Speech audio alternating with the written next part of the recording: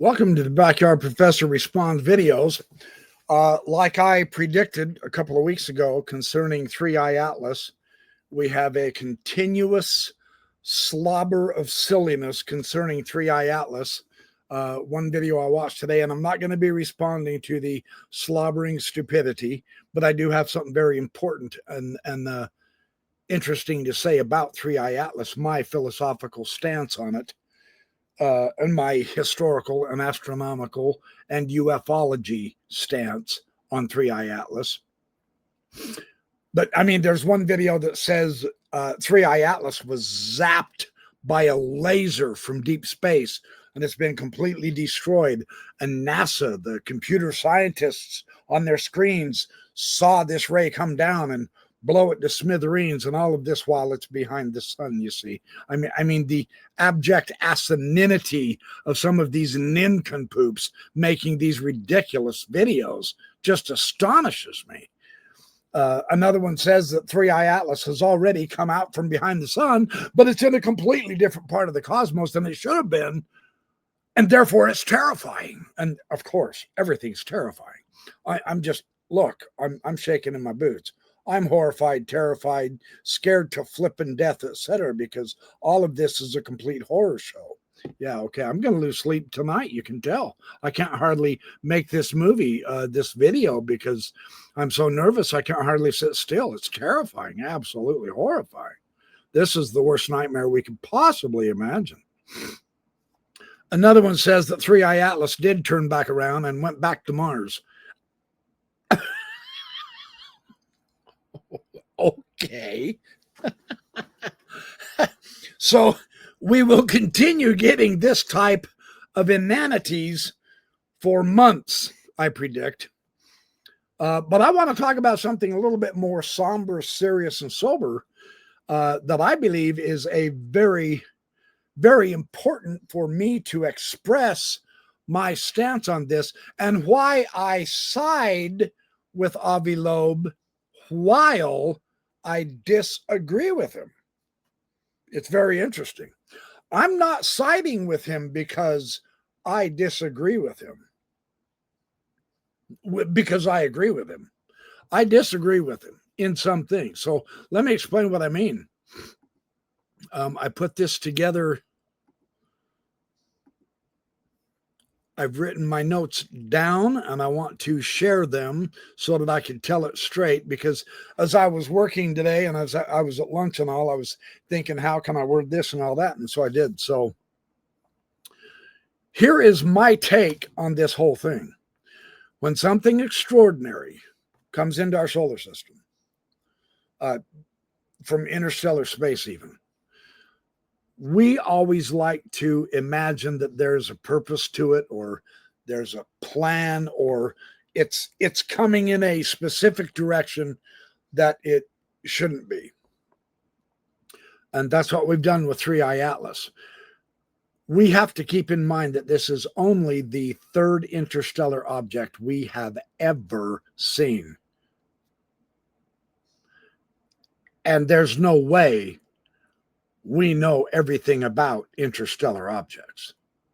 There's just 99.999999999% of our universe we don't know. We love to imagine that we're already masters of the universe. No, we don't even equivalent to a grain of sand. So we've got to keep that in mind. And of course, it came from the outside, and that's part of the excitement. And I'm genuinely serious about that. That is part of the excitement. It's a messenger from another part of the cosmos, man. That's pretty cool. So everyone thinks, well, it's got to be technology, a probe, a ship, a fragment of someone else's handiwork, etc. Well, Avi Loeb has given us a 40% chance that 3i Atlas could be artificial. Now, here's where I disagree with him. It's nowhere near 40% based on certain criteria. Let me explain where I think this 40% of Avi Loeb is coming from. This 40% chance of it being a mothership, a UFO with living aliens and intelligent sentient beings, is not based on any evidence of engines or radio signals or formation flying. Where Avi Loeb, I believe, is getting his 40% from is his view that we should remain open to the extraordinary. And in this, I am in complete agreement with him.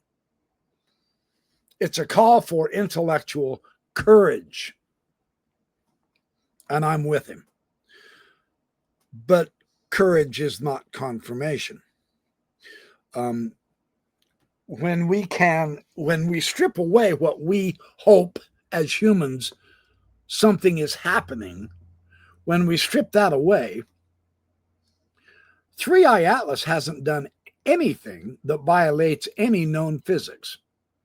And let's explore its properties: the brightness, the fragmentation, the acceleration under sunlight. All this behavior is exactly like a fragile comet or asteroid or whatever would behave when it grazes a star.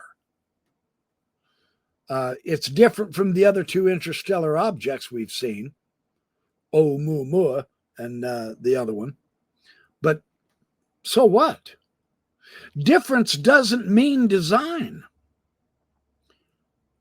All we're seeing is a small, very small part of the variety that we have a high probability of knowing is out there in interstellar space.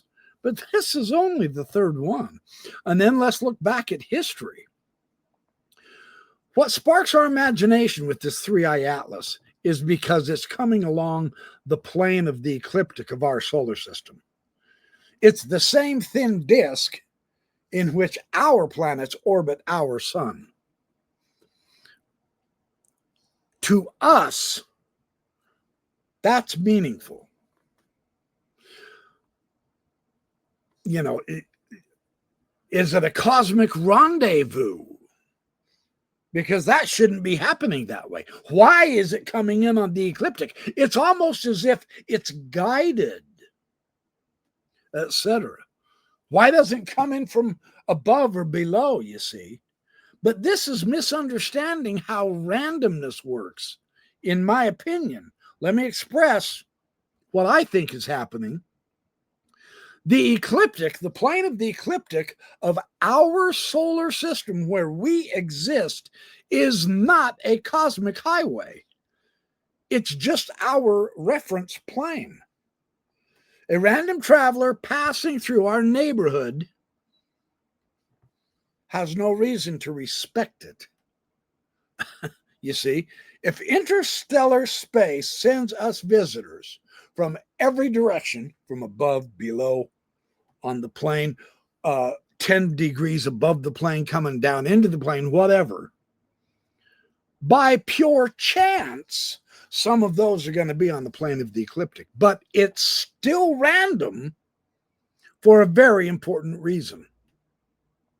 See, the coincidence we're attributing to this is our psychological special. We think we're special. So statistically, the fact that it's coming in on the plane of the ecliptic means nothing. It's one of the options of something totally fundamentally random, without question. So imagine throwing a dart at a globe, and I come up with this. The chance of hitting one particular line, say the equator, is small. But if you throw enough darts, you're going to hit the equator, that small line, right? Well, the same thing holds for trajectories in space. Some come in perpendicular, some come in diagonal, some are right, some are left, etc. And some of them are right along our planetary sheet. But all of them are random. Every one of them. Random doesn't mean no patterns. It means no preferred patterns. So nature still produces alignments. They're just coincidences. They're not clues. That's how I see that. Now, we've only seen 3 of these interstellar objects. Let's, I say, well, all I want to do is find out what's real. All right, let's get real. We've only seen 3 of these objects out of the trillions of objects just in our galaxy. I'm not even talking the trillions, the hundreds of billions of galaxies and the trillions and trillions of their stars. I'm just talking our galaxy. Out of the trillions of things that pass through, we've only seen 3.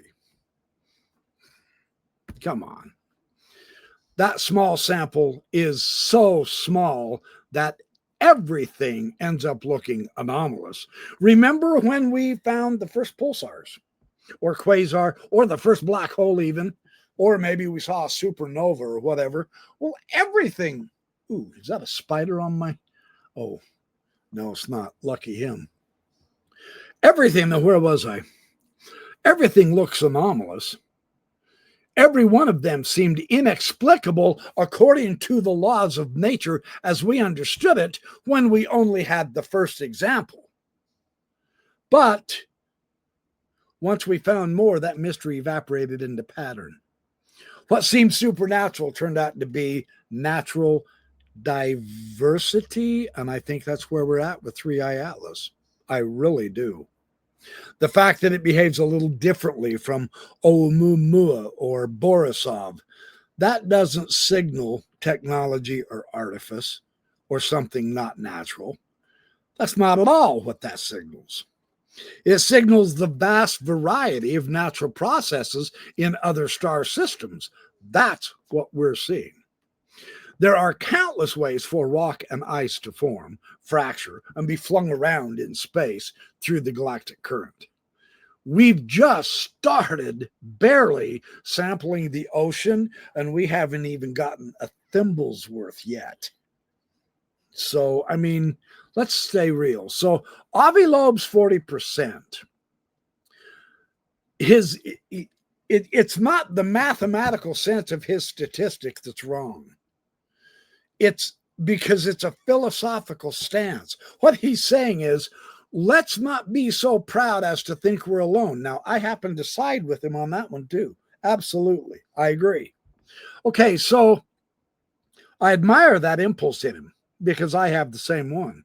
So we should stay open, but being open isn't itself evidence of anything, of a UFO type property in 3I Atlas. It's just that we're open to the suggestion, but that is not evidence that it's alien. That's what I'm trying to say. We need to keep that willingness to wonder without question. That's not the issue at all either. But we're not describing the universe with that 40%. We're describing our attitude, our hope. The universe already floods with wonder. We don't have to import it from technology or our own intention. The mere fact that a piece of another solar system born light years away fell into our own, that's miracle. That's a miracle, without question. Here's the philosophical heart of it. We are meaning-seeking creatures, without question. We evolved to detect agency. You look up in a cloudy day and you see a face and you know that's Abraham Lincoln smiling down upon you, or Jesus, or your dead grandmother. That looks just like grandma. Stuff like that. Gods in storms. Intention is intention in coincidence.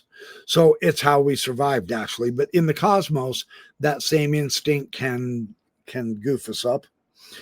We see an interstellar visitor approaching on the same plane as our planets, and we think it came for us. No, it did not. The truth is simpler and far more grander. It came for no one. It just came. Now that's the approach. That's real. That's the beauty of randomness, actually, come to think of it. Not emptiness, but equality. Every direction, every trajectory, every spark of ice and dust shares the same cosmic right to exist. Our solar system is just one more stage in an endless celestial ballet. Let's just face it. And that's the paradox. The universe feels personal to us because it isn't. We provide it meaning. But it's not in the mathematics or the orbits or the hyperbola that it's racing along right now. So here's what this teaches us.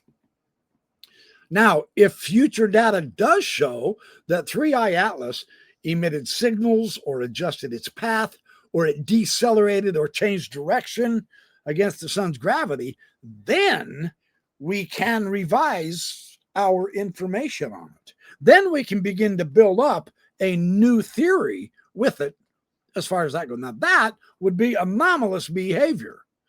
With the new evidence, with the new property that it begins to exhibit, then we can revise our theory logically and statistically accurately. But you have to leave that door open. We know that. That's the essence of science.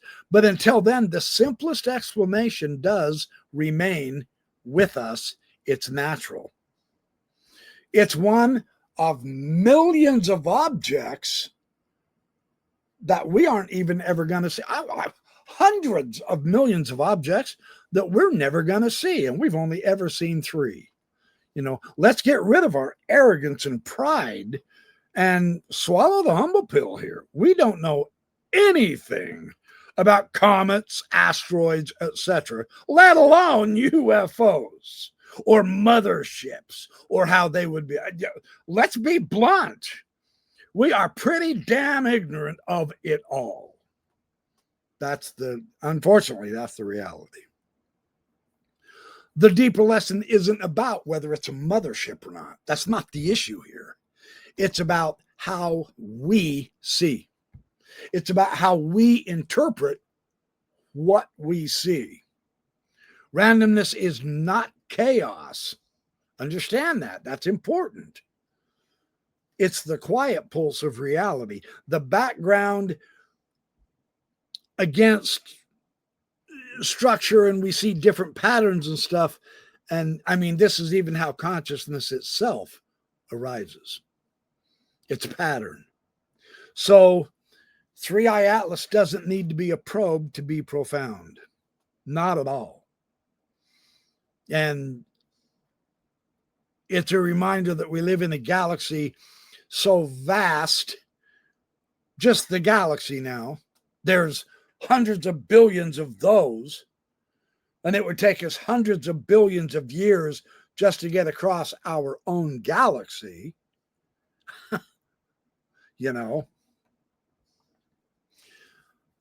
In our effort to understand that, it's part of what makes us human.